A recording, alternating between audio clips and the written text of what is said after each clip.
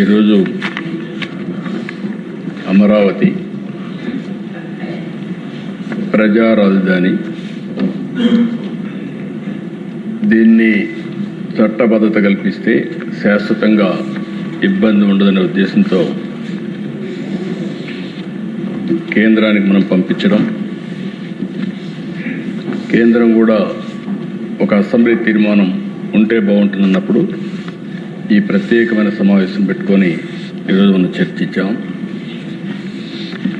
అధ్యక్ష, ఇక్కడికి వస్తే ఇది ఒక అరుదైన అనుభవం. ఇక్కడ ఉండే శాసనసభ్యులే కాకుండా మనందరికి కూడా. అయితే ఓసారి పవన్ కళ్యాణ్ గారు మాట్లాడుతున్నప్పుడు కానీ మిగిలిన నాయకులు మాట్లాడినప్పుడు కూడా చాలాసార్లు నేను ఆవేశానికి కూడా గురయ్యాను, భావోద్వేగం కూడా కలిగే పరిస్థితి వచ్చింది. దానికి కారణం మనం చూస్తే తెలుగు జాతిని ఒకసారి అధ్యయనం చేసుకున్నప్పుడు ఈ జాతి వైభవం ఒకసారి చూస్తే అధ్యక్ష, క్రీస్తు పూర్వం 2020 అప్పట్లోనే శాతవాహనులు జైత్యయాత్ర చేశారు. కృష్ణా గోదావరి ప్రాంతాలను ఏకం చేసి పాలించిన రాజులు శాతవాహనులు. అమరావతి నుంచే, ఇక్కడి నుంచే తెలంగాణ, కర్ణాటక, మధ్యప్రదేశ్, మహారాష్ట్రను కూడా పరిపాలించే పరిస్థితికి వచ్చారు. ఆ రోజు విదేశ వాణిజ్యం, ప్రసిద్ధి చెందిన ఓడరేవులు, నౌకా నిర్మాణ కేంద్రాలు, తెలుగు గడ్డపై నుంచి లోహాలు, వజ్రాలు, వస్త్రాలు, సుగంధ ద్రవ్యాలు ఎగుమతి చేయడం. ఇటీవల నేను బ్రిటిష్ మ్యూజియంకు పోయాను 15-16 ప్రాంతంలో. అక్కడ అమరావతి గ్యాలరీ ఉంది. ఇక్కడ మనకు అమరావతి గురించి తెలియదు, కానీ అప్పట్లో జరిగిన డెవలప్మెంట్స్ అన్నీ బ్రిటిష్ మ్యూజియంలో భద్రపరిచారు. అది చూసినప్పుడు ఆశ్చర్యం వేస్తుంది. అంత ప్రాచీన వైభవం ఉన్నటువంటి చరిత్ర, ఘన చరిత్ర ఈ అమరావతి. ఆ తర్వాత దశ కాకతీయుల విషయం కూడా చెప్పారు. అది కూడా మనం చూస్తే ఆలయాలు, ఆర్కిటెక్చర్, అడ్మినిస్ట్రేషన్. అయితే వరంగల్ రాజధానిగా చేసుకుని పరిపాలించిన ఈ ప్రాంతం అంతా కూడా తెలుగువారు పరిపాలించిన సందర్భం. విజయనగరం సామ్రాజ్యం, తెలుగు కళలు, సాహిత్యం, సంస్కృతి ఇవన్నీ కూడా పట్టం కట్టే పరిస్థితికి వచ్చారు. బ్రిటిష్ వాళ్ళు వచ్చిన తర్వాత దశ పరిస్థితులు పూర్తిగా మారాయి. 1573 నుంచి దగ్గర 1773 నుంచి 200 సంవత్సరాలు మెడ్రాస్ ప్రెసిడెన్సీ. అక్కడ తెలుగు జాతి పూర్తిగా మనుగడ కోల్పోయే పరిస్థితి వచ్చింది. తెలుగు వారిని మదరాసిగా పిలిచే పరిస్థితి వచ్చింది. మళ్ళీ నందమూరి తారక రామారావు గారు తెలుగుదేశం పార్టీ పెట్టి ప్రపంచం మొత్తం తెలుగువారి ఆత్మగౌరవాన్ని చాటి చెప్పే పరిస్థితికి వచ్చారు. 73 ఏళ్ల ప్రయాణం దిశ. ఓసారి పొట్టి శ్రీరాములు గారు 58 రోజులు దీక్ష, బలిదానం. ఆయన అమరజీవి ప్రాణత్యాగంతో బిగినింగ్లో ఎవరు పట్టించుకోకపోతే అక్కడి నుంచి ఆయన బలిదానం చేసిన తర్వాత ప్రజలు గుండెల్లో ఒక పోరాట పటిమ రావడం, రాష్ట్రం మొత్తం రగిలిపోవడం, అక్కడి నుంచి తిరుగుబాటు ప్రారంభిస్తే సాక్షాత్ నెహ్రూ లాంటి వ్యక్తి దిగొచ్చాడు. 1952 డిసెంబర్ 13న రాష్ట్ర ప్రకటన. చాలామందికి చరిత్ర అర్థం చేసుకోవాల్సిన అవసరం ఉంది. మళ్ళీ ఒకసారి అర్థం చేసుకుని తెలుగు జాతి పడినటువంటి ఇబ్బందులు కానీ, తెలుగు జాతి చూపించినటువంటి అనేక సందర్భాల్లో చొరవ కానీ మనం గుర్తుపెట్టుకోవాల్సిన అవసరం ఉంది. అయితే అధ్యక్ష, ఒకసారి చరిత్ర చూస్తే 1953 అక్టోబర్ 1వ తేదీన ఆ రోజు విజయవాడకు వచ్చుంటే, ఈ 13 జిల్లాలకు సెంటర్ ప్లేస్ కాబట్టి ఈ 40-73 సంవత్సరాల్లో ఏ విధంగా ఉండేదో ఒక్కసారి ఊహించుకుంటే కందదు. కానీ ఆ రోజు ఉండే రాజకీయ పరిస్థితులు, ఆ రోజు రాజకీయ పరిస్థితులు ఇక్కడ కమ్యూనిస్టులు ఉన్నారు, కాంగ్రెస్ పార్టీ ఇక్కడ ఇవ్వడం ఇష్టం లేదు. విధిలేని పరిస్థితిలో ఆంధ్రప్రదేశ్ రాష్ట్రాన్ని ఇచ్చారు, విధిలేని పరిస్థితిలో ఆంధ్ర రాష్ట్రాన్ని ఇచ్చారు. కానీ అప్పటికే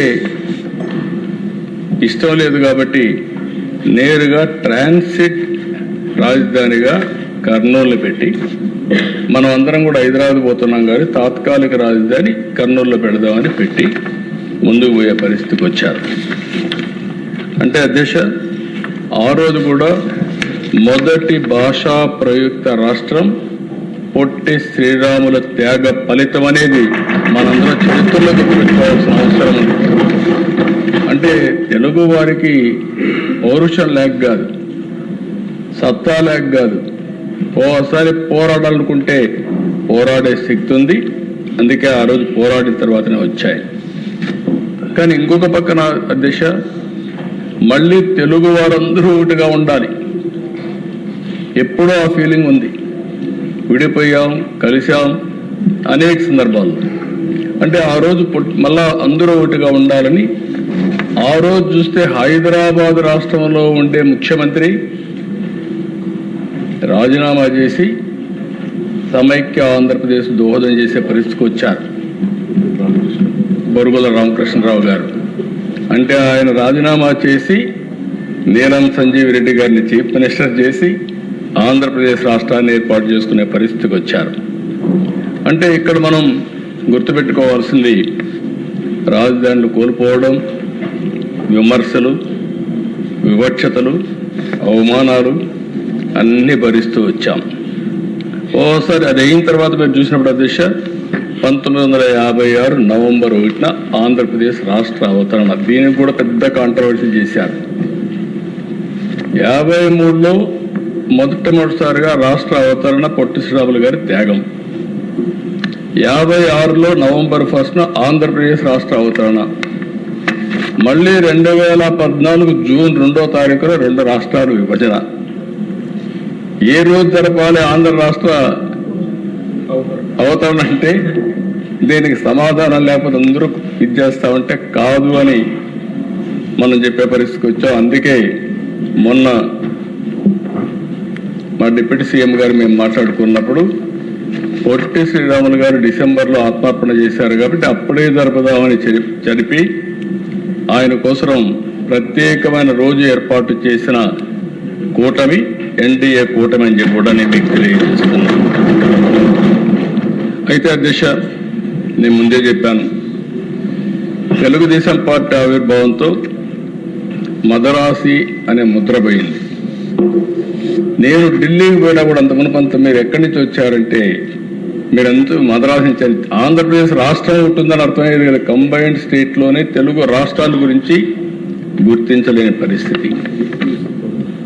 అక్కడి నుంచి ప్రారంభమైన యాత్ర మళ్ళా మీరు చూస్తే ఇప్పుడే డిప్యూటీ సీఎం గారు చెప్పారు, ఎన్టీ రామారావు గారు వచ్చిన తర్వాతనే మొట్టమొదటిసారిగా ఢిల్లీలో తెలుగువారి ఉనికిని గుర్తించడమే కాకుండా ఒక ప్రాంతీయ పార్టీ జాతీయ స్థాయిలో చక్రం తిప్పడమే కాకుండా నేషనల్ ఫ్రంట్ పెట్టి ఎంతో చరిత్ర ఉన్న కాంగ్రెస్ పార్టీని ఓడించి ప్రత్యామ్నాయాన్ని ఏర్పాటు చేసిన మొదటి వ్యక్తి నందమూరి తారక రామారావు.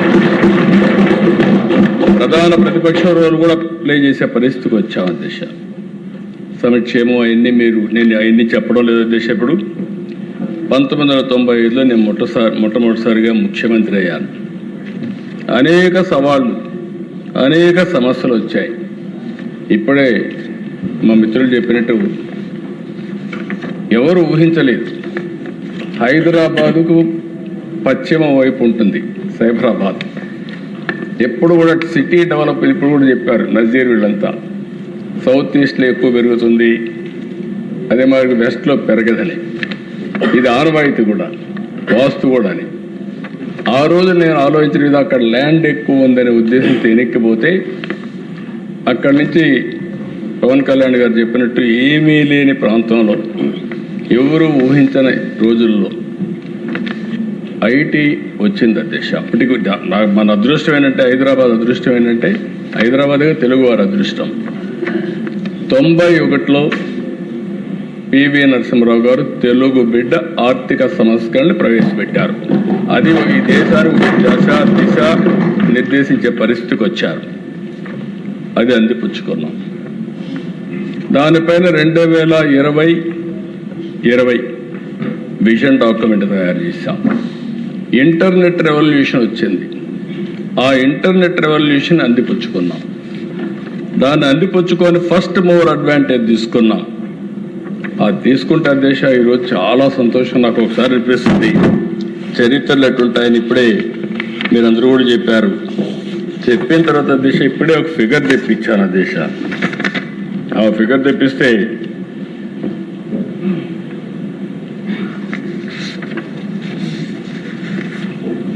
ఈరోజు హైదరాబాద్ అధ్యక్ష 24-25 మా వాళ్ళని లెక్కలేమంటే ఇచ్చారు. ఈ లెక్కలు చూసినప్పుడు Hyderabad state owns revenue receipts 1,40,771 కోట్లు. మొత్తం తెలంగాణ రాష్ట్రం.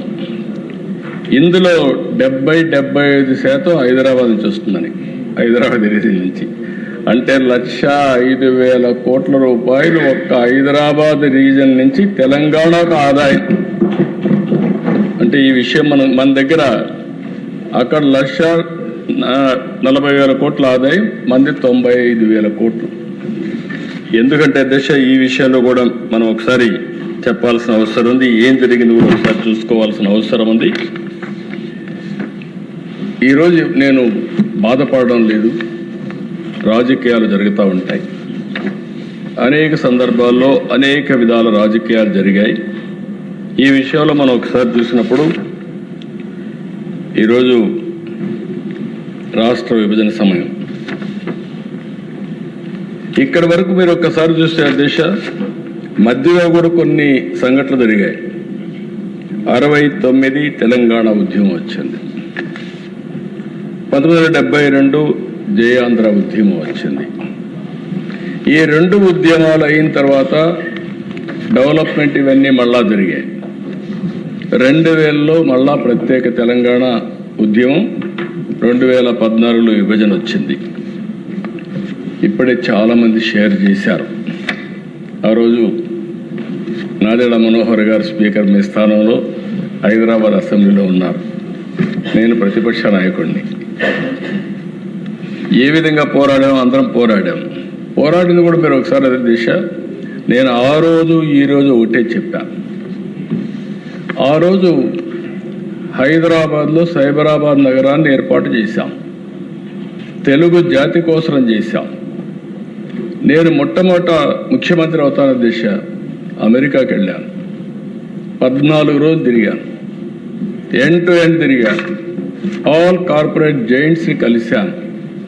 కలిసి బ్రిక్ బై బ్రిక్ హైదరాబాద్లో సైబరాబాద్లో అభివృద్ధి చేశాం. దేనికోసం అంటే తెలుగు జాతికి పూర్వ వైభవం రావాలి, అన్ని విధాల బాగుండాలి, వ్యవసాయమే కాదు పారిశ్రామికవేత్తలు కావాలి, ఐటీని అందిపుచ్చుకోవాలని చెప్పి ఉద్దేశంతో చేశాం. ఫలితాలు వచ్చాయి. ఈరోజు గర్వంగా చెప్పగలుగుతున్నా, ఆ రోజు వేసిన ఫౌండేషన్ వల్ల హైదరాబాద్ మోస్ట్ లివబుల్ సిటీగా తయారైంది. ఆ రోజు చేసిన పనుల వల్ల Telangana highest per capital income in the country. తర్వాత వచ్చిన ఏ స్టేట్ కాదు దిశ. ఆ రోజు విభజనప్పుడు నేను ఒకటే అడిగాను, సమన్యాయం చేయండి అని అడిగాను. 2 ప్రాంతాలని గౌరవించమని అడిగాను. అన్ని ప్రయత్నాలు చేశాం.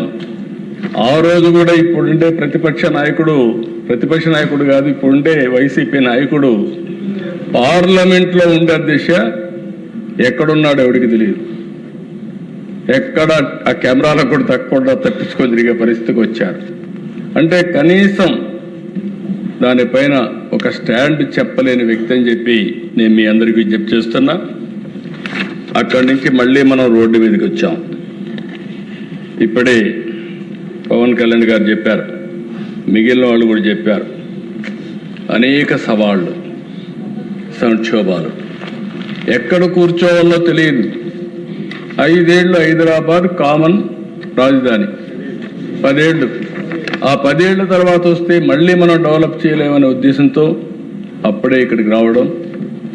ఒక ఎస్సీ ఆఫీస్ అది, ఆ ఎస్సీ ఆఫీసే నా క్యాంప్ ఆఫీస్, అదే ఇల్లు, ఒక బస్సు, అక్కడి నుంచి ప్రారంభించాం. తర్వాత దిశ ఒకసారి చరిత్ర, ఇక్కడ ఏ ఇన్ఫ్రాస్ట్రక్చరు లేదని చెప్పడానికి ఒక ఉదాహరణ, సెక్రటరియట్ వచ్చిన తర్వాత ఇప్పుడు ఇక్కడ ఉండే బిల్డింగ్స్ అన్ని 9 నెలల్లో ఈ అసెంబ్లీ కట్టాం అధ్యక్ష. ఆ రోజు కూడా నారాయణ గారికి ఒకటే చెప్పా, ఎట్టి పరిస్థితుల్లో 9 నెలల్లో కట్టాలన్నాం. 9 నెలల్లో ఈ అసెంబ్లీ కట్టాం, 9 నెలల్లో ఈ సెక్రటరియట్ బిల్డింగ్స్ అన్ని కూడా పూర్తి చేశాం. అయితే నాకు ఎప్పుడు కూడా ఒక కోరిక ఉండేది, ఇంకా పెద్ద ఎత్తున చేయాలని. అందుకనే ఈరోజు సెంట్రల్ విస్తా తయారు చేసి ఐకానిక్ బిల్డింగ్స్ వచ్చి అవన్నీ తయారు చేసే లోపల ఇవి రావాలనే ఉద్దేశంతో కట్టాము. ఈరోజు మనం ఎస్సీ ఆఫీస్ చూస్తే ఇక్కడ ఎలాంటి ఇన్ఫ్రాస్ట్రక్చర్ ఉంది అని చెప్పడానికి ఉదాహరణ, నేను వెకేట్ చేసిన తర్వాత అది హైకోర్టు అయింది. ఆ తర్వాత హైకోర్టు కట్టి వాళ్ళు ఇక్కడ రమ్మంటే అది రాజ్భవన్ అయింది. ఇది ఒక చరిత్ర అన్నమాట. ఏమీ లేవని చెప్పడానికి ఒకే బిల్డింగు మల్టీపర్పస్గా ఉపయోగపడే పరిస్థితికి వచ్చాం. 5 ఏళ్ళు కష్టపడ్డాం. ఆ రోజు అధ్యక్ష ఫస్ట్ టైం నేను హైదరాబాద్ అభివృద్ధి చేయాలంటే అమెరికాకి వెళ్ళాను. రెండోసారి ఎన్నికల్లో నేను పదే చెప్పాను, 14 ఎన్నికల కంటే ముందు నాకు సింగపూర్తో పరిచయాలు ఉన్నాయి, ఒక విశ్వాసం ఉంది వాళ్లకు. ఈసారి నేను సింగపూర్ సపోర్ట్ తీసుకుంటాం, సింగపూర్ కంటే మెరుగైన అమరావతిని నిర్మాణం చేస్తాం, రాజధాని నిర్మాణం చేస్తున్నారు చెప్పాను. ఆ మాట చెప్పి నేను నేరుగా సింగపూర్కి వెళ్ళాను. నేను ఒకటే రిక్వెస్ట్ చేశాను గవర్నమెంట్, రాజధాని లేదు. అయితే అధ్యక్ష ఒక్క విషయం మేము అందరం గుర్తుపెట్టుకోవాలి, నేను ఆ రోజు కూడా చాలా హోందాగా ప్రవర్తించాను, ఇప్పుడు కూడా అదే మరుగున్నాను. నేను హైదరాబాదు సైబరాబాద్ నిర్మాణం చేశాను, మీ అందరికంటే ఎక్కువ కష్టపడ్డాను. తెల్లవారుతో 6 గంటలకు రోడ్డు మీదకి వెళ్ళేవాడిని, 75 సార్లు వెళ్ళిన దిశ. మీరు ఆ రోజు ఉన్నారు, క్యాబినెట్లో ఉన్నారు, కొలీగ్గా ఉన్నారు, అన్నీ చూశారు. బస్సు వేసుకొని తిరిగాను, వాడలు తిరిగాను. ఈ 9 మున్సిపాలిటీలో నీళ్లు లేకపోతే ఒక్క సంవత్సరంలో గోదావరి నుంచి నీళ్లు తీసుకొచ్చి హైదరాబాద్లో అభివృద్ధి చేసిన సంఘటనలు, అలాంటి చాలా సంఘటనలు మీరు చూసాం. అయితే దిశ ఇక్కడికి వచ్చినప్పుడు నేను ఎప్పుడు కూడా హైదరాబాదు, అది కూడా తెలుగు వాళ్ళే. ఇప్పుడే చాలా చక్కగా చెప్పారు, మనమంతా కూడా జాతీయత, దేశం బాగుండాలి, అదే సమయంలో ఒక రాష్ట్రం, ఇక్కడుండే జాతి కూడా బాగుండాలి. అయితే దాంట్లో మళ్ళీ ఇంకొక పక్క ఇప్పుడే వారు చెప్పినట్టు సబ్ రీజనల్ అంటే తెలంగాణ ఆంధ్ర రెండు ఒకటే, అక్కడ తెలుగు వాళ్ళు ఇక్కడ తెలుగు వాళ్ళు. వివక్ష చూపించడం కరెక్ట్ కాదు, కానీ చూపిస్తే కూడా నేను ఒకటే మాట చెప్పా, ఇద్దరికీ న్యాయం చేయాలని చెప్పా. ఈరోజు అంతా కూడా నేను చెప్పినటువంటి ఇంబ్యాలెన్స్ ఉన్నా మళ్ళీ కష్టపడతాం, ఈ ప్రాంతాన్ని అభివృద్ధి చేసుకుంటాం. అదే సమయంలో దేశంలోనే హైదరాబాద్ అమరావతి రెండు కూడా 1-2గా ఉండాలి, ఇద్దరు కలిసి ముందుకు పోవాలని నా ప్రగాఢమైనటువంటి సంకల్పం, ఆలోచన కూడా అధ్యక్ష. దానికోసమే ఇక్కడ ఒక చరిత్ర కూడా మీరు గుర్తుపెట్టుకోవాలి అధ్యక్ష. ఎక్కడ రాజధాని పెట్టాలి, పెద్ద ఎత్తున చర్చ జరిగింది. అయితే ఆ చర్చలో మీరు చూస్తే శివరామకృష్ణయ్య ఆ రోజే కానీ కేంద్రం కూడా ఒక మాట చెప్పేసి ఉంటే విజయవాడ, అమరావతి, గుంటూరు మీరు రాజధాని ఒక మాట అని ఉంటే మనకి ఇబ్బంది ఉండేది కాదు. ఆ రోజు శివరామకృష్ణయ్యనే వేశారు. ఆయన ఊరూరికి పోయి మీకు రాజధాని కావాలని అడిగాడు. ఎవరైనా రాజధాని ఇస్తామంటే ఎవరు అంటారు సార్? విశాఖపట్నం పోయాడు, మీకు రాజధాని కావాలని మాకు కావాలన్నారు. తిరుపతి పోయాడు రాజధాని, కర్నూలు పోయాడు అడిగాడు, ఎవరు శ్రీకాకుళం కూడా వెళ్ళాడు. అన్ని దిక్కులు అడిగే కొందుకు అందరూ కూడా మాకు కావాలన్నారు. కానీ అధ్యక్ష 46% విజయవాడ గుంటూరు మధ్యలో రాజధాని పెట్టాలని చాలా స్పష్టంగా చెప్పారని శివరామకృష్ణయ్య రిపోర్ట్ ఇచ్చాడు. ఈరోజు మీరు ఆలోచిస్తే అధ్యక్ష, ఆ రోజు అసెంబ్లీలో ఉండే కొంతమంది మెంబర్స్ ఉన్నారు, చర్చకు వచ్చింది. నేను ఆ రోజు కూడా ఒకటే చెప్పాను, సెంట్రల్ ప్లేస్లో రాజధాని ఉండాలి. అటు 12 ఇటు 12 నియోజకవర్గాలు, 13వ నియోజకవర్గం సెంట్రల్లో ఉండే నియోజకవర్గం గుంటూరు నియోజకవర్గం అధ్యక్ష. దీనికంటే ఇంకొక జస్టిఫికేషన్ లేదు. లాజిస్టిక్స్ వైజ్ చాలా స్పష్టంగా ఉంది. ఆ రోజు నేను పెట్టినప్పుడు ఇప్పుడే సత్య గారు చాలా హెల్త్ మినిస్టర్ చెప్పాడు, వికేంద్రీకరణ ఐఐఎం విశాఖపట్నంలో పెట్టాం, పెట్రోలియం యూనివర్సిటీ కాకినాడలో పెట్టాం, ఎన్ఐఐటి తాడేపల్లిగూడెం పెట్టాం, పెట్రోలియం వైజాగ్ వెళ్ళింది, నిట్ తాడేపల్లిగూడెంకి వచ్చింది, కాకినాడ కూడా ఒక ఇన్స్టిట్యూట్ ఇచ్చాం. అదే సమయంలో Amaravati all India institute of medical science వచ్చింది. ఇక్కడి నుంచి మళ్ళీ తిరుపతి ఐఐటి ఐజర్ వచ్చింది. కర్నూలులో IIIT ఇచ్చాం. అదే సమయంలో ఇరుజు యూనివర్సిటీ పెట్టాం. అనంతపూర్లో సెంట్రల్ యూనివర్సిటీ పెట్టి ఆ రోజు అసెంబ్లీలో కూడా నేను ఏ జిల్లాకు ఏమేం చేస్తానని చెప్పి అవన్నీ కన్విన్స్ చేసి రాజధాని విజయవాడ గుంటూరు మధ్యలో ఉంటుంది, అధికార వికేంద్రీకరణ చేయడం, అభివృద్ధి చేయడం మా బాధ్యతనే ఆ రోజు నేను చాలా స్పష్టంగా చెప్పి దాని ప్రకారం పనిచేసాం అధ్యక్ష. ఆ రోజు అధ్యక్ష ఇవన్నీ చెప్పిన తర్వాత ప్రతిపక్షంలో ఉన్న వ్యక్తి బేషరతుగా సపోర్ట్ చేస్తారు. 13 జిల్లాలు, చిన్న రాష్ట్రం, ఇబ్బంది పెట్టడం నాకు ఇష్టం లేదు కాబట్టి నేను ఒప్పుకుంటానని చెప్పాను. అదే మరిగా అధ్యక్ష ఇప్పుడే ఫైనాన్స్ మినిస్టర్ గారు ఇచ్చారు, రోజుకొక మాట, ఓసర వెళ్ళి రాజకీయాలు అంటే కనీసం టెక్నాలజీ వచ్చిన రోజుల్లో మనం చెప్పిన మాటని మళ్ళీ మారిస్తే ఏమనుకుంటారో కూడా లేకుండా 14-19 చెప్పిన తర్వాత ఎన్ని విన్యాసాలు వేయాలని అన్ని విన్యాసాలు వేశారు. రైతులు ఇక్కడ భూములు ఇస్తా ఉంటే ఈ విషయంలో ఒక్కసారి మనందరం గుర్తుపెట్టుకోవాల్సిన అవసరం ఉంది అధ్యక్ష.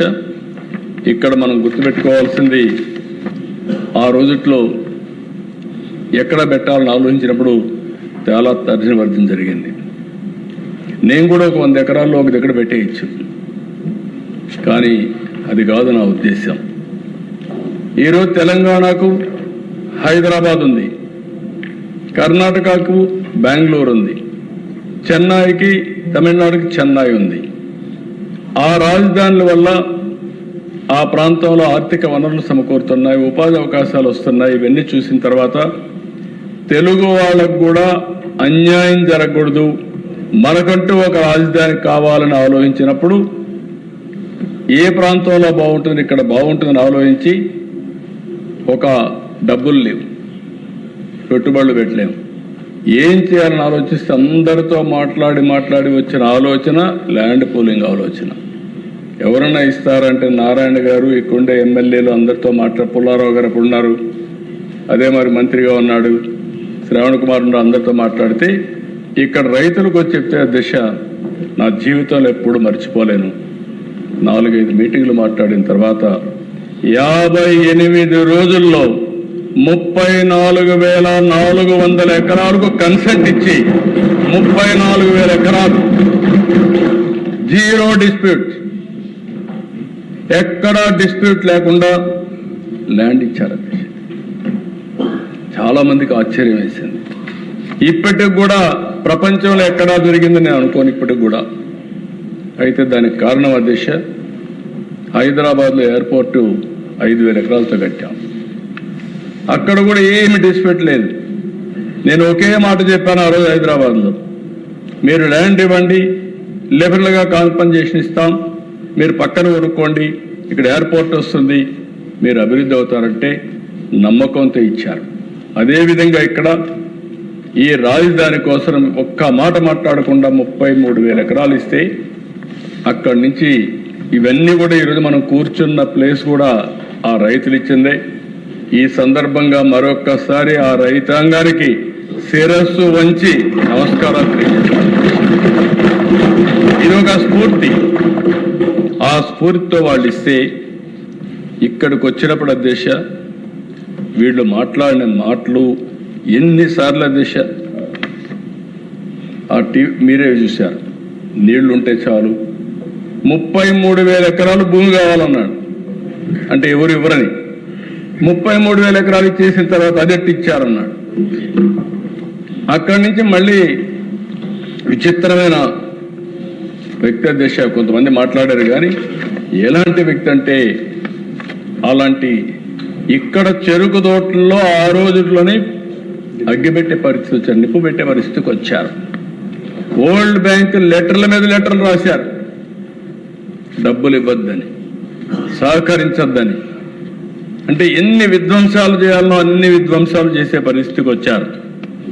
కానీ ఆ రోజు కూడా అధ్యక్ష నాకు ఒకసారి అనిపిస్తుంది, ఈ ప్రాంతంలో రాజధాని పెట్టాలన్నప్పుడు ప్రధానమంత్రి గారు వస్తారన్నప్పుడు ప్రతి గ్రామంలో దేవాలయాల్లో పూజలు చేసి అక్కడ పవిత్రమైన మట్టిని పవిత్రమైన జలాల్ని పూజ చేసి దేవాలయాల్లో మసీదుల్లో లేకపోతే చర్చల్లో అన్ని ప్రాంతాల్లో స్వర్ణ దేవాలయాలు కూడా పూజలు చేసి ఆ పవిత్రమైన మట్టిని నీళ్ళని ఇక్కడ తీసుకొచ్చి ఈ ప్రాంతాన్ని పునీతం చేశాం.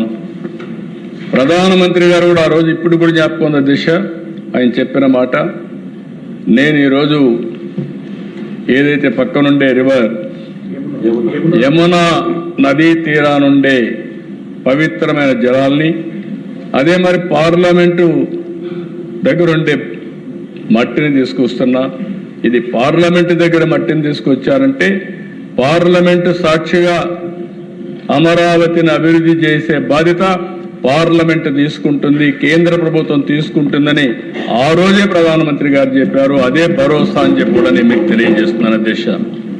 అలాంటిది ఈరోజు మనం చూస్తే అధ్యక్ష ఇన్ని జరిగితే 2000 ఈ ప్రాంతంలో మనం చూసినప్పుడు రైతులు ఇచ్చింది కేవలం భూములు కాదు అధ్యక్ష, 5 కోట్ల ప్రజలకు భవిష్యత్తు ఇచ్చారు అధ్యక్ష. ప్రోగ్రెస్ లో పార్ట్నర్స్ అయ్యారు అధ్యక్ష. 217 చదరపు కిలోమీటర్ పరిధిలో రాజధాని నగరం, 16.9 చదరపు కిలోమీటర్ పరిధిలో కోర్ క్యాపిటల్. ఏపీసీఆర్డీఏ చట్టం 2014-30 అమలు చేశాం. ఇంకొక పక్కన మీరు ఒకసారి చూస్తే అధ్యక్ష, ఆ రోజు చెప్పాను ఈ రోజు చెప్తున్నా, అమరావతి ఇది సెల్ఫ్ సస్టైనబుల్ ప్రాజెక్ట్. ఈ ప్రాజెక్టుకి రాష్ట్రంలో ఎక్కడా ఒకప్పుడు హైదరాబాద్లో ప్రైవేట్ భూమి ఉంది, కానీ గవర్నమెంట్ భూమి ఉండేది. గవర్నమెంట్ భూమి తీసుకొని డెవలప్ చేశాం. దానివల్ల ప్రైవేట్ భూములు కూడా విలువ పెరిగింది, ముందుకు పోయే పరిస్థితికి వచ్చారు. ఇక్కడికి వస్తాను అధ్యక్ష, ఇక్కడ భూమి లేదు కాబట్టి రైతుల ముందుకు వచ్చారు, వాళ్ళ ఉదారతతో వచ్చారు. దీనిపైన ల్యాండ్ మానిటైజేషన్కి పోతున్నాం. కొంత ల్యాండ్ తిరిగి వాళ్ళకి డెవలప్ చేసి ఇస్తాం, కొంత భూమి రిజర్వ్ ఉంది, ఇది కూడా అమ్ముకుంటాం. నేను ముందే చెప్పినట్టు అధ్యక్ష, మీరు ఒకసారి చూస్తే ఇన్కమ్ మీరు చూశారు. ఏం జరుగుతుంది ఒక రాజధాని వల్ల అని మాట్లాడే వ్యక్తులకి ఈరోజు హైదరాబాద్ కాంట్రిబ్యూషన్ 1,05,000 రూపాయలు సంవత్సరానికి ప్రజల అభివృద్ధి కోసం వచ్చే ఆదాయం ఒక్క హైదరాబాద్ వల్ల 1,00,000 కోట్ల రూపాయలు వస్తుంది సంవత్సరానికి. ఈ విషయం తెలియని వాళ్ళు ఏదంటే అది మాట్లాడే పరిస్థితికి వస్తున్నారు. రేపు రాబోయే రోజుల్లో ఇప్పుడు ప్రభుత్వానికి ఆదాయం వస్తుంది, భూమిని మానిటైజ్ చేస్తే తిరిగి ఆ డబ్బులు కడతాం. మనం కన్స్ట్రక్షన్ చేసే సమయంలోనే ఆదాయం వస్తుంది ట్యాక్సెస్ ద్వారా, అది కూడా రాష్ట్ర ఆదాయాన్ని పెంచే పరిస్థితికి వస్తుంది. రెండోది ఉపాధి అవకాశాలు వస్తాయి. ప్రజల ఆస్పిరేషన్స్ ని ఫుల్ఫిల్ చేసే కేంద్రంగా అమరావతి ఉంటుంది. నాకు అమరావతి అంటే అధ్యక్ష ఒక్క విషయం మనం గుర్తుపెట్టుకోవాల్సిన అవసరం ఉంది. ఇలాంటి అమరావతిని మనం అభివృద్ధి చేస్తా ఉంటే 2019 తెలుగు జాతి మళ్ళీ ఎన్ని ఛాలెంజెస్ ఉంటాయంటే అన్ని ఛాలెంజెస్ అధికారంలోకి వచ్చాడు. మళ్ళీ దురదృష్టం వెంటాడింది. రాజధాని పైన చీకట్లు. ఒక్క ఛాన్స్ ఇవ్వడంతో 30 ఏళ్ళు వెనక్కెళ్ళిపోయే పరిస్థితికి వచ్చాం. ప్రజావేదిక కూల్చడంతో ప్రారంభమైంది విధ్వంస పాలన. ఒక్క మాట కాదు దిశ, వేశ్యల రాజధాని, శ్మశానం, ఎడారి, ముంపు ప్రాంతం, విషాన్ని జిమ్మారు, విద్వేషాన్ని చేశారు. కడాన 2019 డిసెంబర్ 17న 3 రాజధానుల ప్రకటన. అంతా గందరగోళం. మామూలుగా దేశ మీరు ఒకసారి చూస్తే భూములు ఇచ్చిన రైతులపైన ఉక్కుపాదం, కేసులు, వేధింపులతో ఆగిన గుండెలు, చరిత్ర నిలిచిపోయేలా 1631 రోజుల పాటు రైతుల పోరాటం, అన్ని వర్గాల మద్దతు, న్యాయస్థానం నుంచి దేవస్థానం వరకు యాత్ర, అమరావతి నుంచి అరసవల్లి పేరుతో పోరుబాట, పాదయాత్రలో రైతులు, మహిళలపై దాక్షికం, అడుగడుగున అడ్డంకులు, అడ్డుగోలుగా కేసులు, కాళ్ళతో తన్నారు, జుట్టుపట్టుకొని ఇచ్చారు, కీచక పర్వాన్ని చేశారు. వైసీపీ 3 రాజధానుల కుట్రను శాసనమండలిలో సెలెక్ట్ కమిటీకి వేస్తే టెక్నికల్ ప్రాబ్లం చూపించి గవర్నర్కి పంపించి, అంటే అక్కడ సెలెక్ట్ కమిటీలో పంపిస్తే చైర్మన్ పంపించిన దాన్ని తొక్కిపెట్టి సెక్రటరీ ద్వారా గవర్నర్కి పంపించి ఆ బిల్లు పాస్ చేస్తే హైకోర్టుకి వెళ్తే హైకోర్టు రాజధాని కాపాడే పరిస్థితికి వచ్చింది. అధ్యక్ష, అరాచకాలకు ఎంత పరాకాష్ట అంటే ఇది ఒక ఉదాహరణ మాత్రం. అప్పట్లోనే మీరు చూస్తే జాతీయ మీడియా, అంతర్జాతీయ media, the Indian express YCP భారీ మూల్యం చెల్లించాల్సి వస్తుందని ఆ రోజే రాశారు.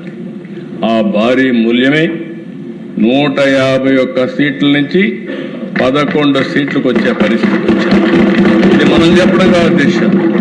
ఇంకో పక్క ఎకనామిక్ టైమ్స్ భారీ తిరోగమనం. ఆంధ్రప్రదేశ్ రాష్ట్రం 80 సంవత్సరాలు వెనక్కెళ్ళిపోయింది. బిజినెస్ స్టాండర్డ్స్, హేతుబద్ధత లేదు 3 రాజధానులకి. ది హిందుస్థాన్ టైమ్స్ స్వార్థ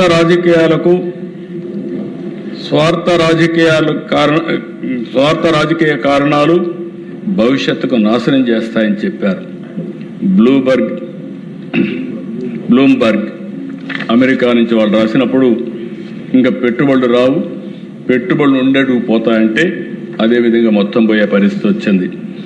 ది హిందుస్థాన్ బిజినెస్ లైన్ 3 రాజధాని నిర్ణయం వల్ల ఇది మళ్ళీ ఒక తుగ్లక్ నిర్ణయం, ప్రపంచంలో ఎక్కడా లేదని రాసే పరిస్థితికి వచ్చారు. సిపిఐ, సిపిఎం, జనసేన, బీజేపీ, కడకు కాంగ్రెస్ కూడా అందరూ అమరావతిని యాక్సెప్ట్ చేశారు. ఓసర వెళ్ళి రాజకీయాలు చేసి 3 ఆటలు ఆడిన పార్టీ వైఎస్ఆర్ కాంగ్రెస్ పార్టీ. ఆంధ్ర రాష్ట్రానికి ద్రోహం చేసిన పార్టీ వైఎస్ఆర్ కాంగ్రెస్ పార్టీ అని చెప్పి నేను తెలియజేస్తున్నా. అంతటితో ఆగలేదు దిశ. 2024 పవన్ కళ్యాణ్ గారిని మనస్ఫూర్తిగా అభినందిస్తున్నా. మొట్టమొదటిసారిగా 2014 నాకు జ్ఞాపకం, బీజేపీతో అలయన్స్ పెట్టుకున్నాం. అలయన్స్ పెట్టి ఎన్నికలకు పోతున్నాం. ఎన్నికలు పోయే సమయంలో ఒకసారి పవన్ కళ్యాణ్ గారు కలిసి రిక్వెస్ట్ చేయాలి. నేను ఇంటికి వెళ్ళాను, వారికి జ్ఞాపకం ఉంటుంది. ఇంటికి వచ్చాను. ఇంటికి వచ్చినప్పుడు నేను మాట్లాడినప్పుడు అన్కండిషనల్గా నేను పోటీ చేయను, ఎన్డీఏ కూటమికి దేశ రాజకీయాల కోసం, దేశ భవిష్యత్తు కోసం, ఆంధ్రప్రదేశ్ భవిష్యత్తు కోసం నేను అన్కండిషనల్గా సపోర్ట్ చేస్తానని చెప్పి అన్కండిషనల్గా సపోర్ట్ చేస్తాను. అప్పుడు ఆంధ్రప్రదేశ్, తెలంగాణ 2 పోటీ చేసాం అధ్యక్ష. అదే మరిగా బీజేపీతో కూడా అందరం కలిసి పోటీ చేశాం. 2 దిక్కల్లా సపోర్ట్ చేశారు. అక్కడి నుంచి మళ్ళీ ఇవన్నీ చూసిన తర్వాత అందరం బాధితులమే ఇక్కడ ఉండేవాళ్ళం. డైరెక్ట్గా, ఇండైరెక్ట్గా అందరం బాధితులమే, అందరం కూడా సఫర్ అయ్యాం. అది చూసిన తర్వాత ప్రజల్లో ఒక ఆవేశం, బాధ వచ్చింది. రాష్ట్ర భవిష్యత్తును కాపాడుకోవాలని వచ్చారు.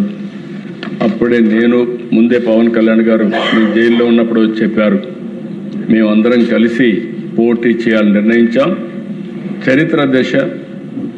నేను చాలా ఎన్నికలు పోటీ చేశాను, కానీ 194% స్ట్రైక్ రేట్తో 175కు 164 సీట్లు గెలిచిన ఏకైక ఎన్నిక 2014. ఇది 3 రాజధానులకు వ్యతిరేకంగా ఇచ్చారు, ప్రజా వ్యతిరేక కార్యక్రమాలకు వ్యతిరేకంగా ఇచ్చారు. మళ్ళీ మంచి రోజులు ప్రారంభమైనాయి. కేంద్రం ఇమ్మీడియట్గా 15,000 కోట్ల రూపాయలు శాంక్షన్ చేశారు. ఇప్పుడే పవన్ కళ్యాణ్ గారు చెప్పినట్టు డబ్బులు ఎట్లా మొబిలైజ్ చేయాలో అన్నీ కూడా మొబిలైజ్ చేశాం. మళ్ళీ 2025 మే 2న పనులు రీస్టార్ట్ చేశాం. నేను అనుకోవడం చరిత్రలో ఒక సిటీలో ఫౌండేషన్ వేసి పనులు రీస్టార్ట్ చేసింది ఏకైక ప్లేస్ అమరావతి అవుతుంది ప్రధానమంత్రి గారికి. ఇంతవరకు ఎక్కడా జరగలేదు. మళ్ళీ నేను ఒకటి హామీ ఇస్తున్నాను అధ్యక్ష, 2028 పనులన్నీ పూర్తి చేసి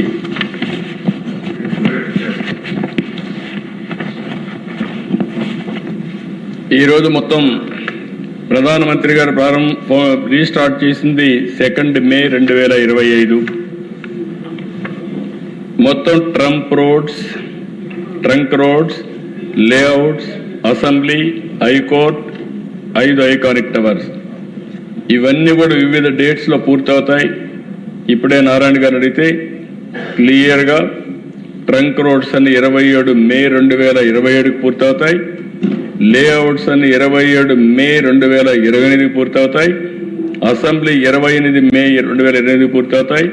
హైకోర్టు 20 జూన్ 2028కి పూర్తి చేసి 5 ఐకానిక్ టవర్స్ 4 ఆగస్టు 2028కి పూర్తి చేసి మళ్ళీ ఆగస్టు 2028కి ప్రధానమంత్రి గారే వచ్చి ఇవి ప్రారంభం చేసే పరిస్థితికి వస్తారు.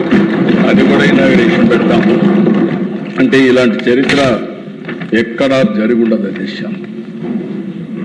ఫౌండేషన్ వేయడం, రీస్టార్ట్ చేయడం, మళ్ళీ ఇనాగరేట్ చేయడం.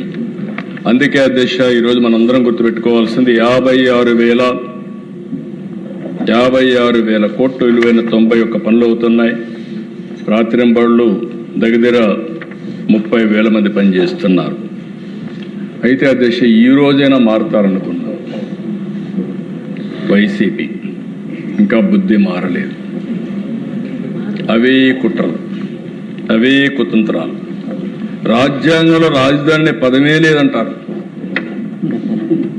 ఏమనాలో నాకైతే అర్థం కాలేదు. అంటే వీళ్ళకు ఒక రాజ్యాంగం రాసుకుందని నాకు తెలియదు. ఇక్కడ ఉండేది రాజారెడ్డి రాజ్యాంగం లేదు, అంబేద్కర్ గారు రాసిన రాజ్యాంగం ఉంటుంది. ఆ విషయం అవసరం ఏమి కూడా దేశ బాధ్యత. నేను చాలాసార్లు రాజకీయ నాయకులను చూశాను, కానీ ఒక్కొక్కసారి బాధున్నా అక్కసున్న రాజకీయాల్లో ఉండే అధ్యక్షులు వ్యక్తులు ఎప్పటికప్పుడు వాస్తవాలకు దగ్గరగా పనిచేస్తారు. ఆ వాస్తవాలకు దగ్గరగా పనిచేయకుండా ఈరోజు నేను అనుకున్నాను, కనీసం చేసిన తప్పుని కరెక్ట్ చేసుకోవడానికి ఇప్పుడైనా వచ్చి ఈ ప్రత్యేకమైన సమావేశంలో శాశ్వత రాజధానికి సహకరిస్తారు, కానీ లేకపోతే విట్నెస్ చేస్తారని చెప్పి అనుకున్నాను. ఈరోజు కూడా రాలేదంటే నాకు అర్థం కావడం లేదు. ఎలాంటి వ్యక్తితో మనం రాజకీయం చేస్తున్నామో ఈ సంఘటన స్పష్టం చేస్తుంది. అలాంటి చేసే పరిస్థితికి వచ్చారు. ఏది ఏమైనా నేను ఒకటే చెప్తున్నాను, ఏపీకి ఒకే ఒక రాజధాని, అదే అమరావతి. ఇదే శాశ్వత రాజధాని. ఇప్పటికే తీర్మానం చేశాం. అసెంబ్లీలో తీర్మానంతో చట్టబద్ధంగా రాజ్యాంగపరంగా అమరావతికి దృఢత్వం వస్తుంది. ఇంకెవ్వరు టచ్ చేయలేరు. ఇంచు కూడా కదలదు, ఇంచు కూడా కదిలించే పరిస్థితి రాదు. శాశ్వతంగా అమరావతి ద్రోహిగా వైఎస్ఆర్ కాంగ్రెస్ పార్టీ నిలుస్తుంది. నేను విభజన జరిగినప్పుడు బాధపడలేదు, కానీ ఈ రాష్ట్రంలో అనుక్షణం కుట్రలు కుతంత్రాలు చేసి తెలుగు జాతి ప్రగతికి అడ్డుపడాలని ప్రయత్నం చేయడం మాత్రం చాలా బాధేస్తుంది. ఓసారి అధ్యక్ష, ఇది 4వసారి ఫైర్ యాక్సిడెంట్. నిన్న కూడా జరిగాయి, 3 జరిగాయి. ప్రధానమంత్రి వచ్చినప్పుడు ఒకసారి ఇదే మరి ఫైర్ యాక్సిడెంట్ జరిగింది. రెండోసారి మొన్న ఒక ఎల్ఎన్టీ క్యాంపులో జరిగింది. నిన్న 3వసారి మళ్ళీ మెగా క్యాంపులో జరిగింది. ఇన్ని జరుగుతున్నాయంటే నేను కూడా చాలా స్పష్టంగా పోలీసులకు ఆదేశాలు ఇచ్చాను, సిట్టు కూడా వేసాం. ఎవడైనా సరే అమరావతిలో కానీ జోక్యం చేసుకున్నా, వైలెన్స్ క్రియేట్ చేసినా, సెబటైజ్ చేసినా అదే వాళ్ళకి చివరి రోజు అవుతుంది. గుర్తుపెట్టుకోని మరి ఒక్కసారి హెచ్చరిస్తున్నాను. ఎవరైనా కావచ్చు, గుర్తుపెట్టుకోవాల్సిన అవసరం ఉంది. అధ్యక్ష, నేను 4వసారి ముఖ్యమంత్రి అయ్యాను. 48 సంవత్సరాలు రాజకీయాల్లో ఉన్నా. 73 సంవత్సరాలు స్వాతంత్రం వచ్చిన తర్వాత తెలుగువారి చరిత్ర. 25 సంవత్సరాలు కాకుండా మిగిలిన సమయంలో నేను ప్రత్యక్ష రాజకీయాల్లో ఉన్నా. ఎమ్మెల్యే, పార్టీ రాజకీయాలు, అక్కడి నుంచి హైకమాండ్, పార్టీలు రన్ చేయడం ఉన్నా. ఈ గౌరవం నాకు ఇచ్చింది అధ్యక్ష, తెలుగు జాతి గౌరవం ఇచ్చారు. అవును, నిత్యం నాకు గుర్తుంటుంది. ఈ రాష్ట్రంలో అధ్యక్ష ఏ ఒక్క వ్యక్తికి కూడా ఇంత సుదీర్ఘ రాజకీయ కాలంలో పార్టీని రన్ చేసే అవకాశాన్ని ఇవ్వలేదు. అంటే దగ్గర 9.5 సంవత్సరాల ముఖ్యమంత్రి, సమైక్య ఆంధ్రప్రదేశ్లో 10 సంవత్సరాల అపోజిషన్ లీడర్ని. అదే సమయంలో ఇక్కడ 2వసారి ముఖ్యమంత్రిని, ఒకసారి అపోజిషన్ లీడర్ని. ఇన్నేళ్ళలో నేను చూసిన దిశ, నా లక్ష్యం ఒకటే, నా ఆలోచన ఒకటే. ఆ రోజు సైబరాబాద్ని అభివృద్ధి చేశాం. సైబరాబాద్ని అభివృద్ధి చేసి జాతికి అంకితం చేశాం. ఈరోజు 42% తెలుగు జాతి హైయెస్ట్ పర్ క్యాపిటల్ ఇన్కమ్ వల్ల మెరుగైన జీవన ప్రమాణాలు వచ్చాయి. ఈరోజు ఇక్కడ అమరావతి చేసుకుంటున్నాం. ఒక్క అమరావతి కదా దిశ, ఒక్క విషయం మనం గుర్తుపెట్టుకోవాలి. ఆంధ్రప్రదేశ్ దేహం అయితే అమరావతి ఆంధ్రప్రదేశ్ గుండె, అమరావతి ఆంధ్రప్రదేశ్ ఆత్మ. ఇంకొక పక్క నాది అమరావతి అని ప్రతి ఒక్కరూ సగర్వంగా చెప్పుకునే విధంగా అమరావతిని తయారు చేసే బాధ్యత మనందరిది. దానికి అంకితమైన విద్య, ఉద్యోగం, knowledge care of Amaravati, best liveable city Amaravati. మొన్న కూడా చెప్పాను, Hyderabad plus Amaravati, Hyderabad brown field city, Amaravati green field city. ఇక్కడ ఆదాయాన్ని సృష్టిస్తాం. రాష్ట్ర అభివృద్ధికి, సంక్షేమానికి ఈ ఆదాయాన్ని ఖర్చు చేసే పరిస్థితి వస్తాం. ఇది భవిష్యత్ నగరం అమరావతి. నేచర్, ట్రెడిషన్, టెక్నాలజీ కలయిక తీసుకొస్తాం. బ్లూ గ్రీన్ కాన్సెప్ట్ దేశంలో చాలా రాష్ట్రాల్లో కూడా మీరు చూస్తే కృష్ణా నది ఫ్రెష్ వాటర్, ఇది పోయేది ఎక్కడా లేదు. అదే సమయంలో గ్రీన్, చెట్లు పెడితే బ్రహ్మాండంగా వస్తాయి. అన్ని యూటిలిటీస్ అన్ని కూడా డక్ట్ ద్వారా తీసుకెళ్తున్నాం. Straight roads, green energy, central cooling. దేశంలో లేటెస్ట్ టెక్నాలజీస్ ప్రపంచంలో ఏవైతే ఉన్నాయో అవన్నీ తీసుకొస్తాం.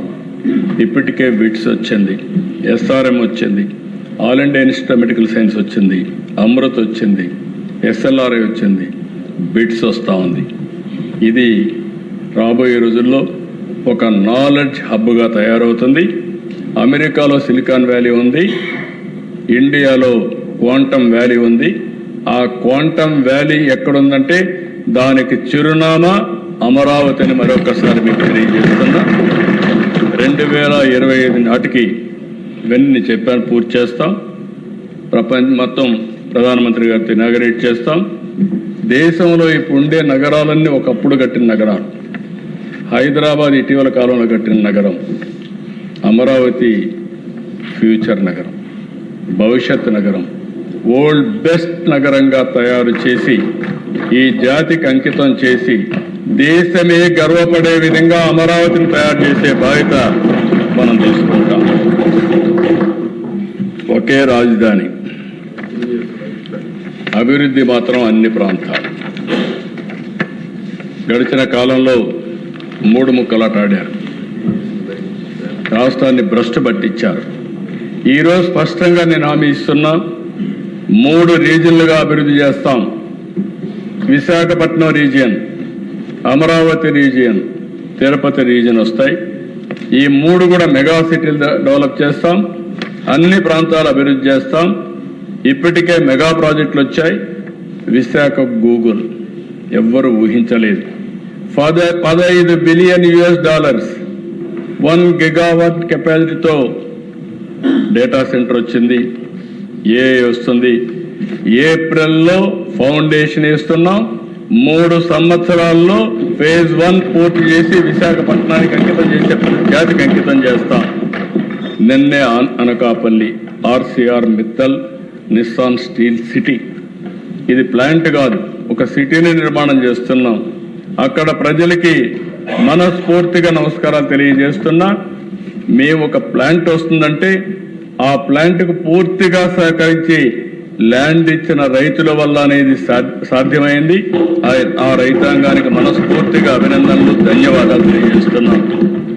ఇంకొక పక్కన దిశ, ఈరోజు రామాయంపట్నం బీపీసీఎల్ వస్తుంది, అది కూడా తొందరలో ఫౌండేషన్ ఇస్తాం. కాకినాడ గ్రీన్ అమోనియా ప్లాంట్ వస్తుంది. Amaravati quantum valley, Polavaram, Amaravati, Visakha steel plant కేంద్రం సహాయం చేసింది. మనస్ఫూర్తిగా అభినందిస్తున్నా.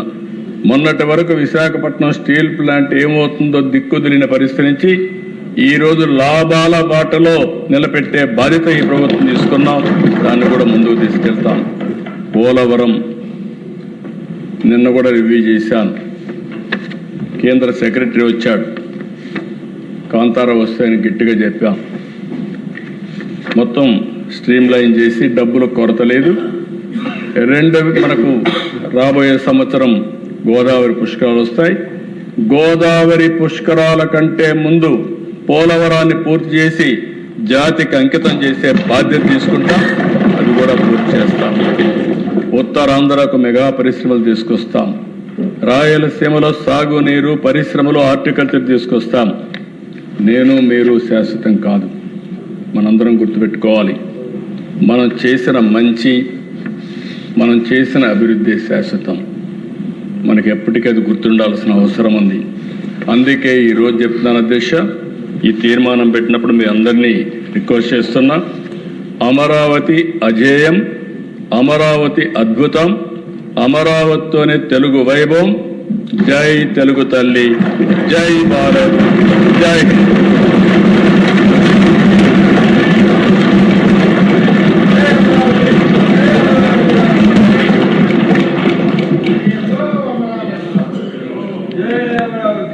నేను తీర్మానం పెట్టాలని పని అనుకుంటా.